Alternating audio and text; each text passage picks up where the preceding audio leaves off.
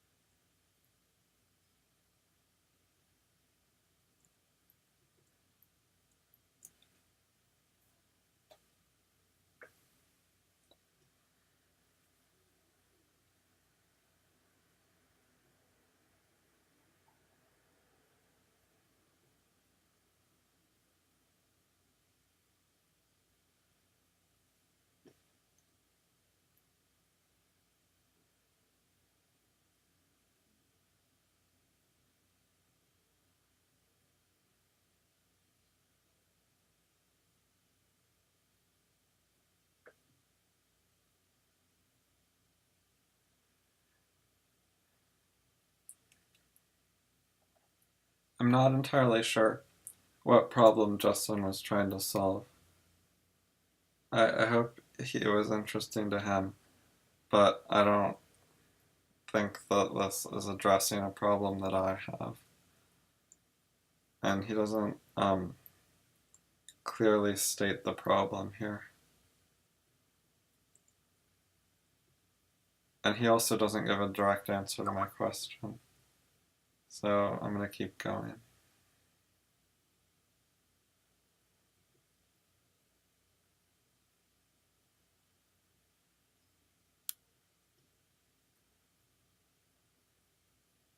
Oh, big quotes.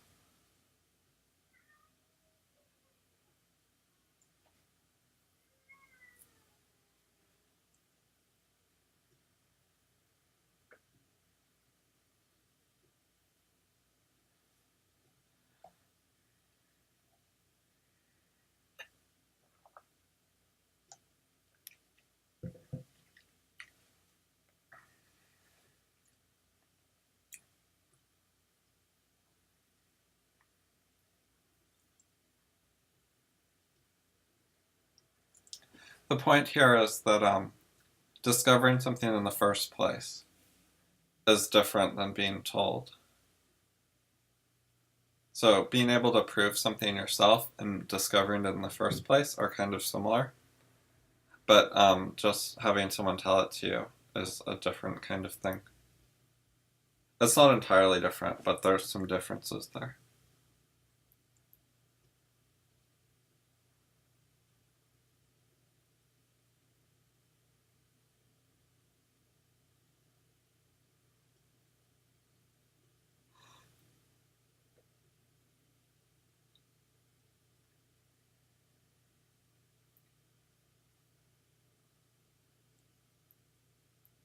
I don't like this kind of system building that Peikoff is trying to do.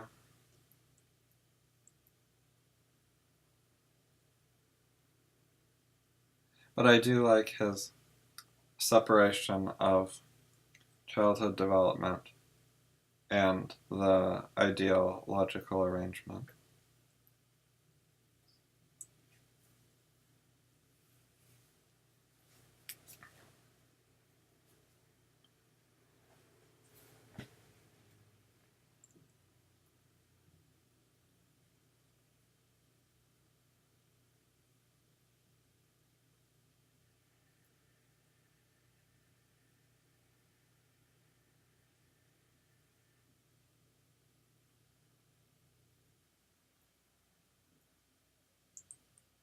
I don't think it's about pedagogy, that is, teaching.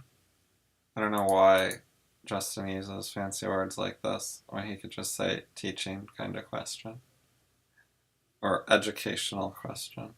You don't have to say pedagogical. But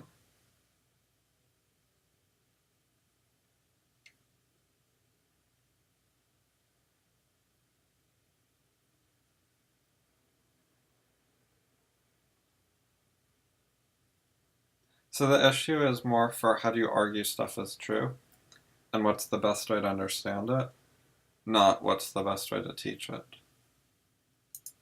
I think that was Peikoff's point. Oh, he wants this. I don't think he has the problem situation for this.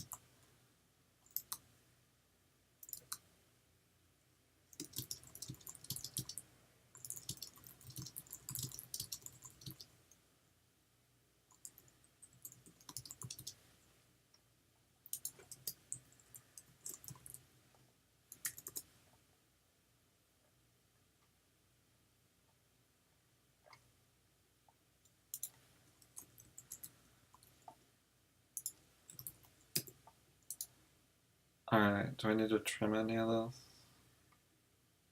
Do I want to say something about it?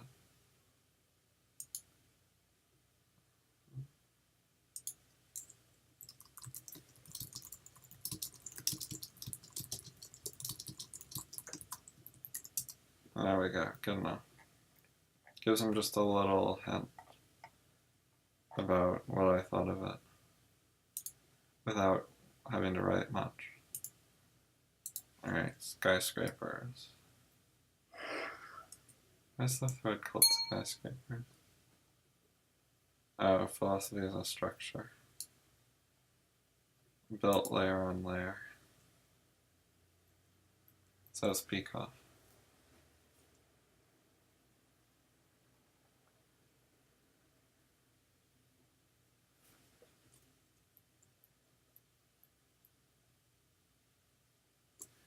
See, the unread count disappeared again. Stupid mail. And now it's back. That's weird, you leave the program, it appears instantly. Works every time. Pretty much. I don't understand.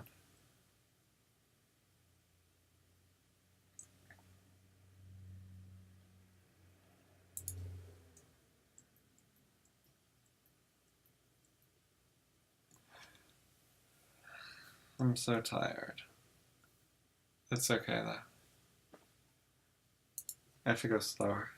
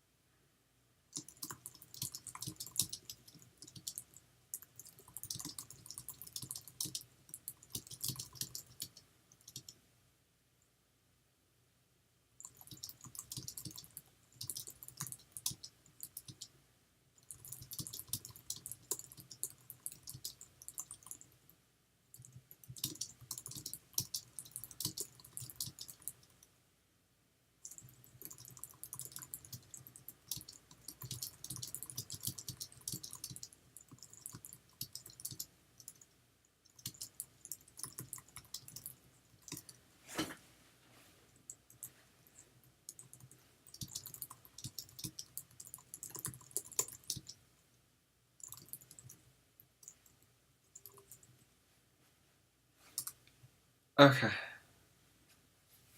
I just read a little and I wanted to write what I was thinking, so there it is.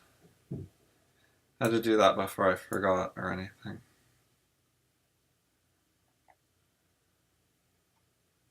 Alright, now I can keep reading or talk or whatever. Let's see. Extended example.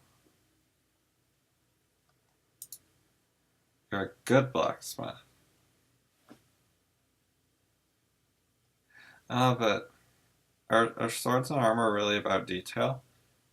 Like, maybe you just want to make more of them that are good enough so that your army can have more people in armor or more swordsmen.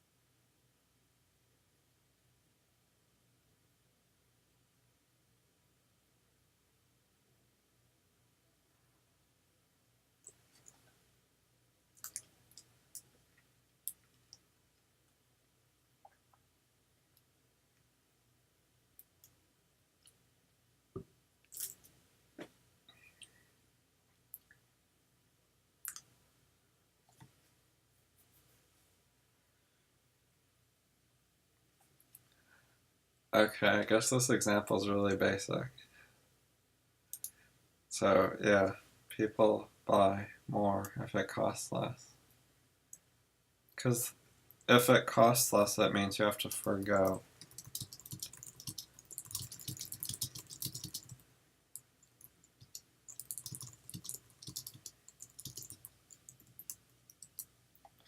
That's what, like, Mises or Reisman would say.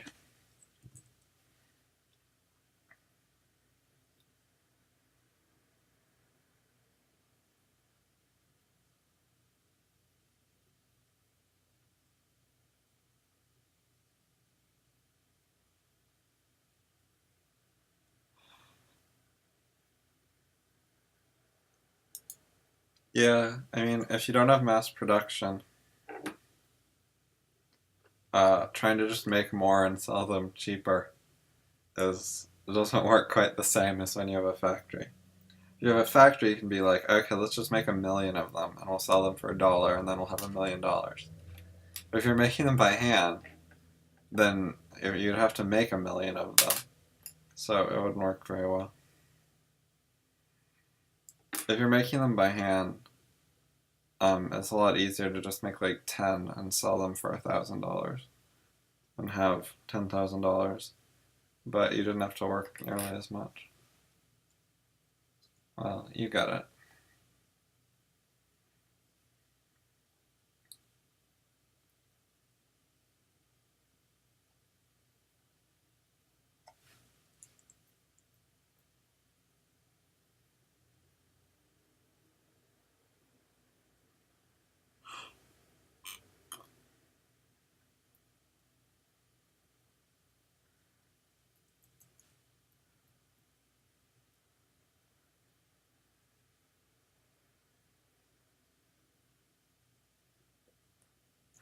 This statement is so out of place. It's like this. I don't think that this kind of statement was common when blacksmiths were common. I think it's like a modern thing because now people are rich enough to do like more charity and more altruism and stuff. Like I think there's some point in the past when most people just be like, well, I need money, so I'm gonna charge money. Like they just care about their own interests.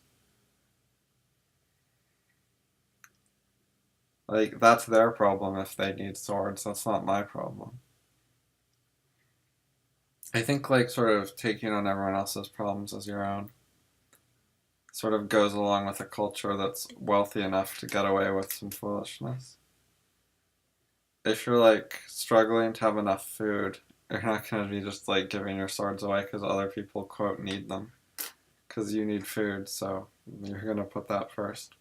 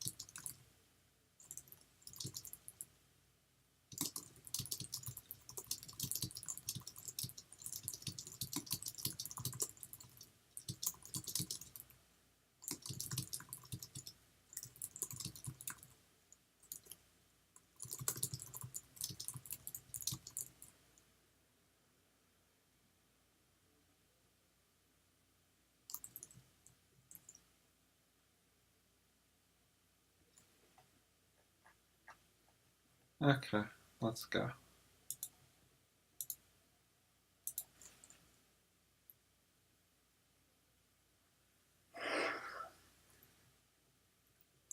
I'm running out of recent emails. Well, I'm running out of emails entirely. 13 more after this one. But then most of them are a little older.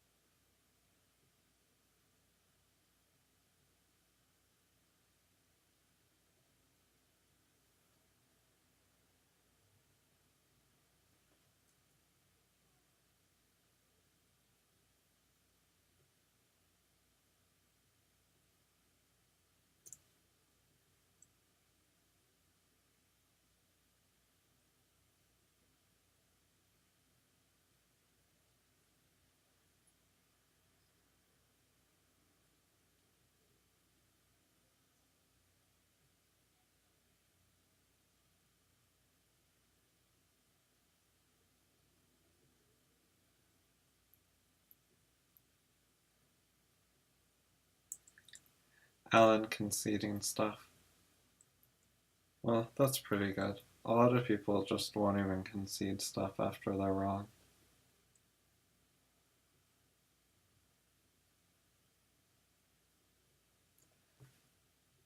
Yeah, that's true. But I mean, you can do that for a logic of situation reason. Well, I'll see what he says below.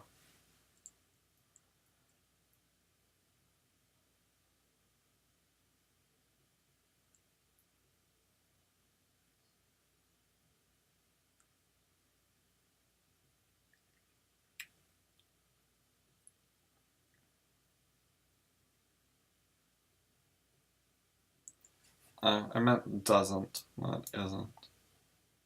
Typo.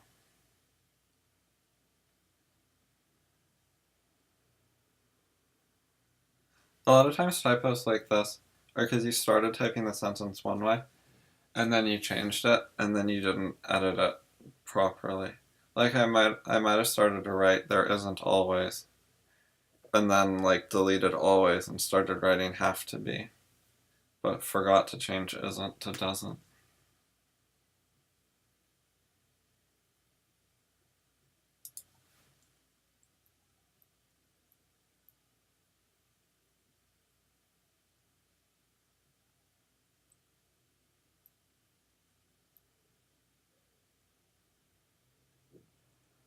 Okay.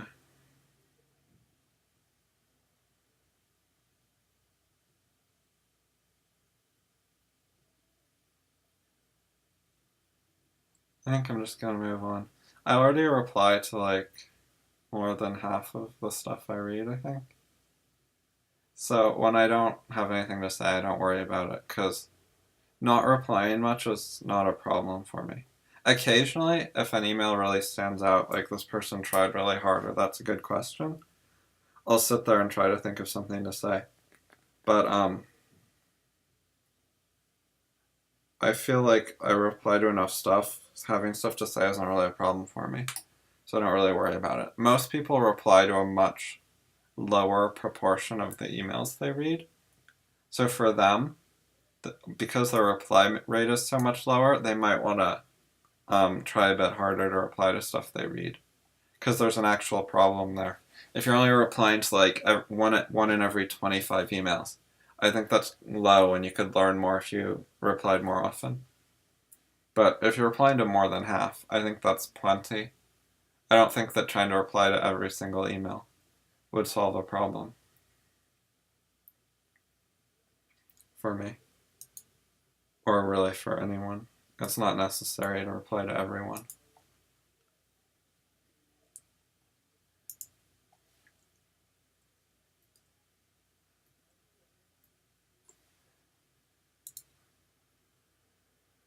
No.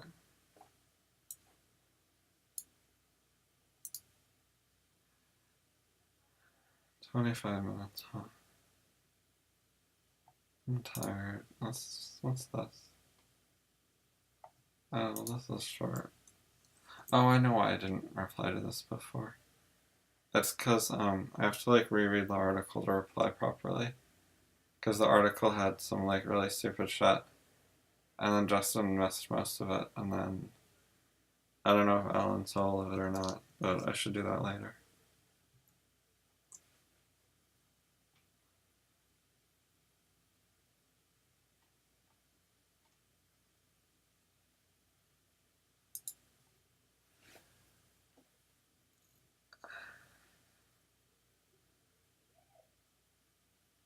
These are all little small things. I think they're independent, so it's going to be easy to read this one and reply, because you can just go one paragraph at a time. You don't have to put together all this stuff from different paragraphs and different quote levels and whatever else. So it's just individual points about posting methods.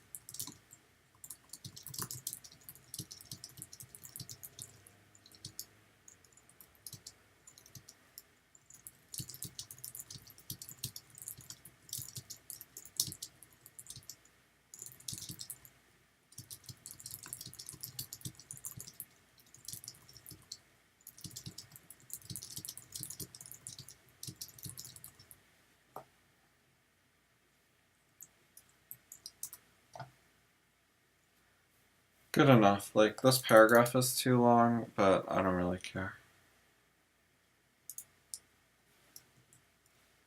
And, like, it has too much within one parenthetical. But again, it's not that important. It's not going to stop people who want to from learning something from what I said. It's not going to stop someone who really wants to from continuing the discussion. It's not that big a deal.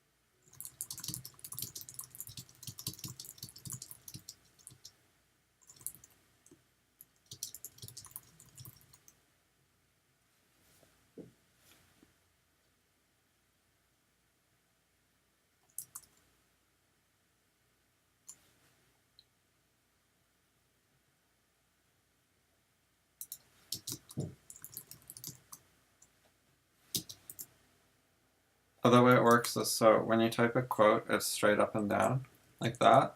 Then if you type something after it, it makes it angled. So when you go back and insert quotes, oh, when I typed after it over here, it angled that one.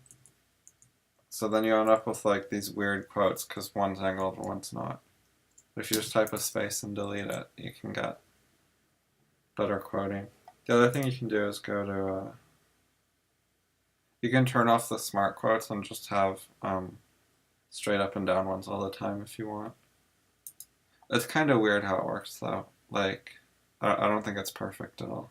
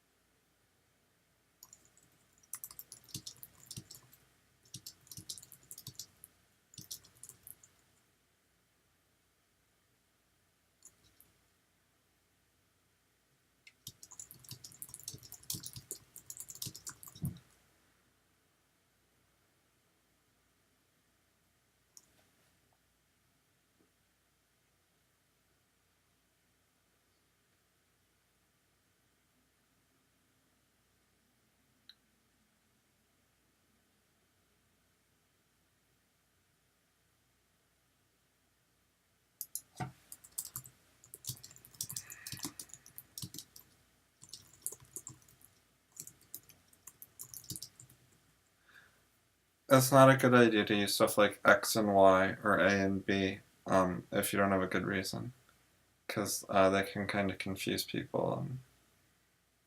I think they definitely have some downsides. So unless there's like an important reason, I try not to use them. Like, if you need to refer to the same thing multiple times, then a label like X can help. Whereas using this over and over could be confusing. And this imperfection over and over could be long. But I don't think I'm going to need X here. I'll show you.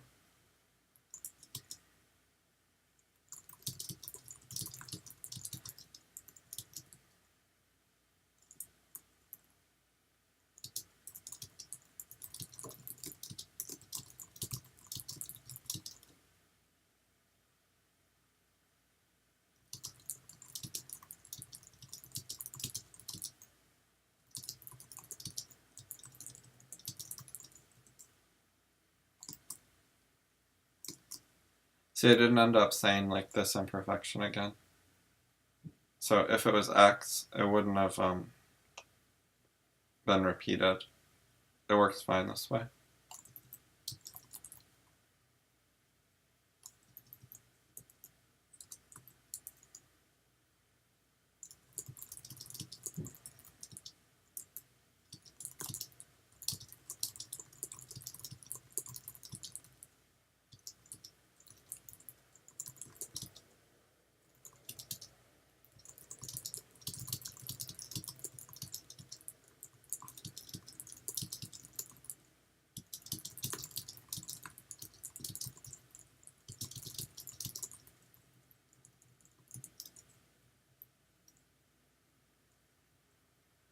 That's not right. It's not just problems you can think of, but it's also like categories of problems you're aware of in general.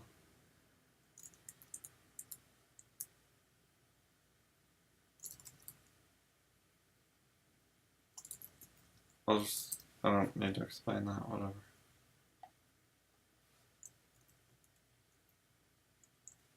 Like, it's not that important to the thing I was talking about, it's just like a separate topic. So I don't need to get into it.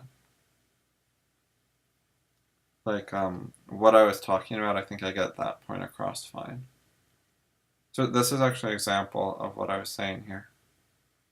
Because, like, I could explain more to try to make some of the concepts more perfect. And it's like, it's important in some ways, but I don't think it's important right here. It's not going to mess up this conversation. So I can just leave it alone, because it works fine for what I'm trying to do here.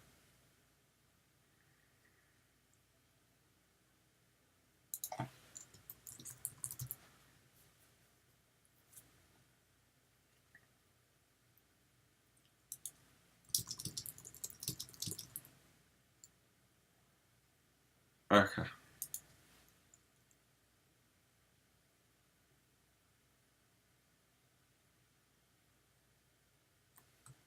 Typo. What are you doing differently now? Not what you are.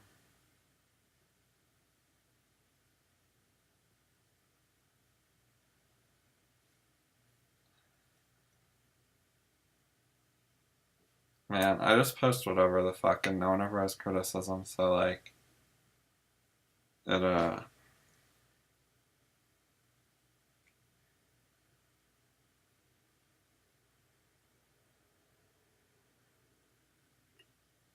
like I don't need to increase my post quality because it's not like it's so low quality it's causing a problem. So I don't really worry about it.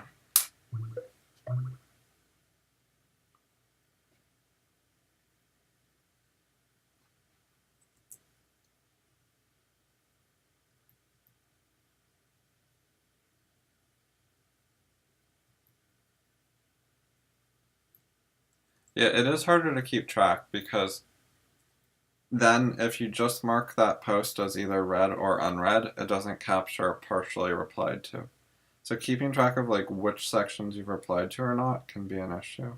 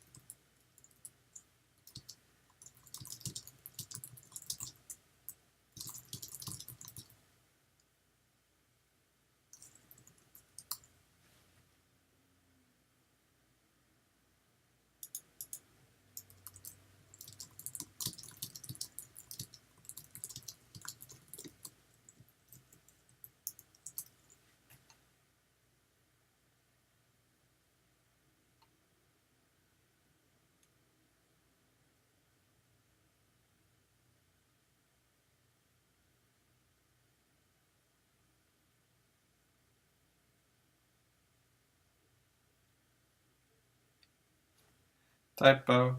It's supposed to be your ideas.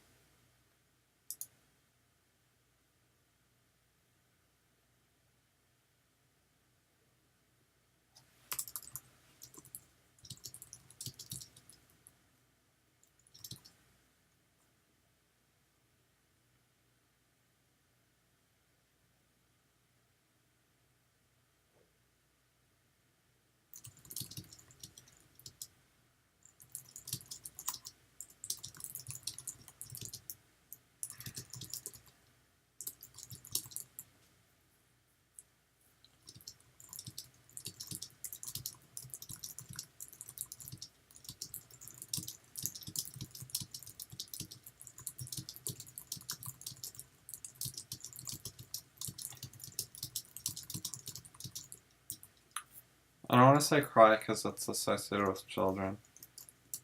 But, so, what should I say?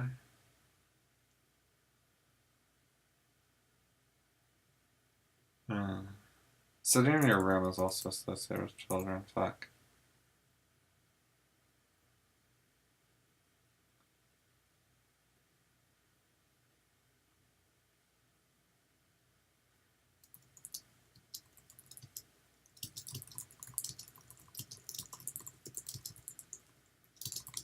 There we go. The concept of like dead-end jobs and stuff like that is more adult-oriented.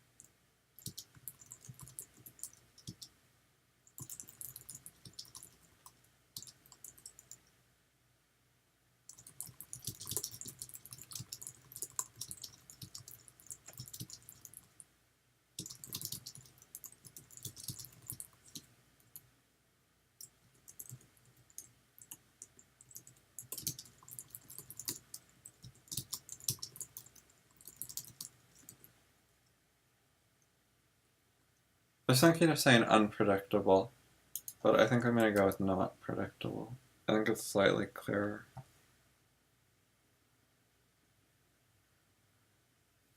Like, it makes a better contrast to go predictable, not predictable. Because unpredictable sounds more like a different word, as opposed to the same word with a not attached. It's a small thing, but I like it more this way.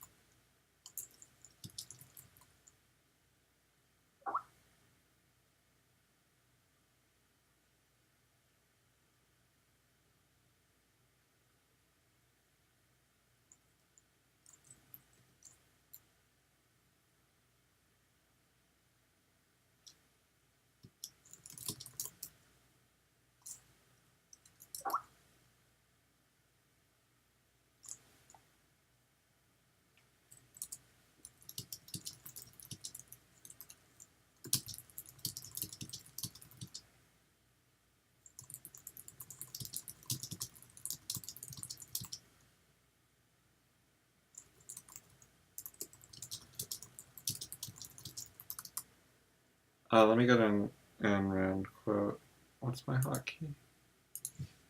Alright, getting the book. Okay, here we go. The virtue of selfishness. So, quote.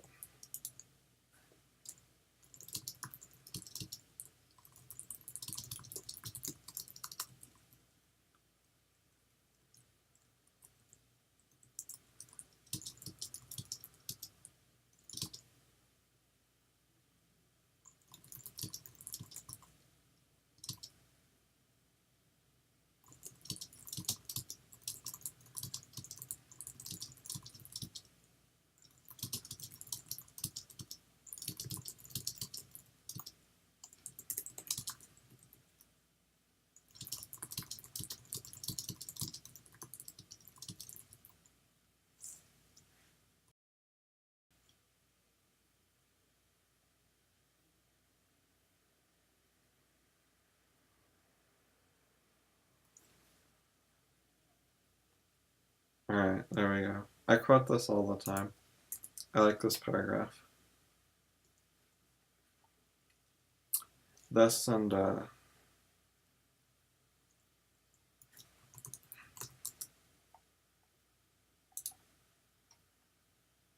here it is. I could have got it from here. But I like this one too, on my blog. You should read my blog. Definitely read my blog. This post was good. I was like Googling Ayn Rand quotes and finding out that no one else discusses them because everyone else sucks ass, apparently. But at least the whole English-speaking internet, basically. Oh yeah, and we got praise for the videos, see?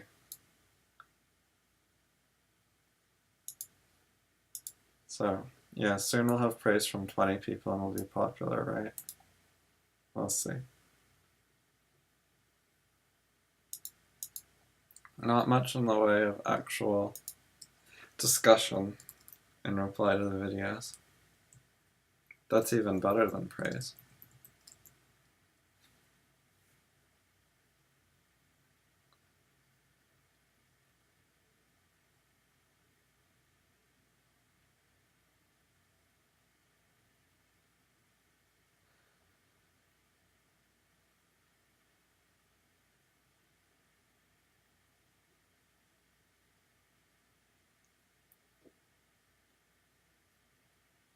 I told her that.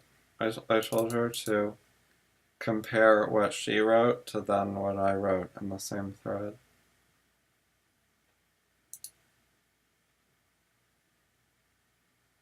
Especially if she wrote hers without reading mine. And also vice versa. So like if she replies in a thread and then I read the first post and then I reply before I read her reply, then she can see how I handle it differently. And yeah, other people should do that.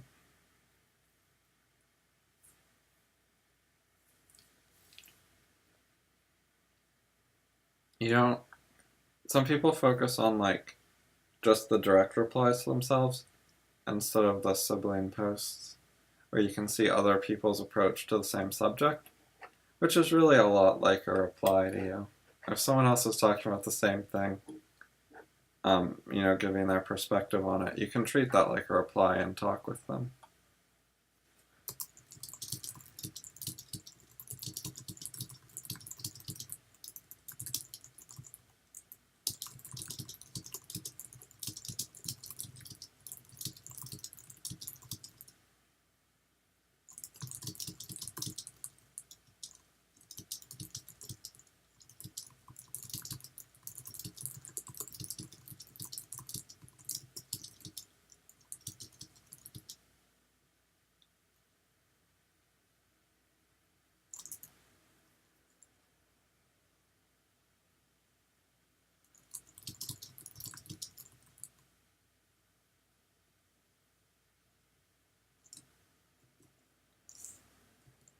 Okay, good enough.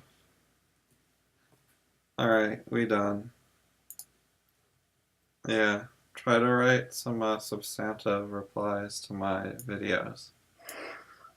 Or if you won't do that, at least do a bunch of praise so I can like make a list of all the praise. And yeah, it's a little silly, but maybe it's better than nothing. It's easier to praise than to say something intellectual or like novel or critical or a question or whatever. And if you say like why you recommend them, that would be better. Then you'd be getting more into discussion territory. All right, later.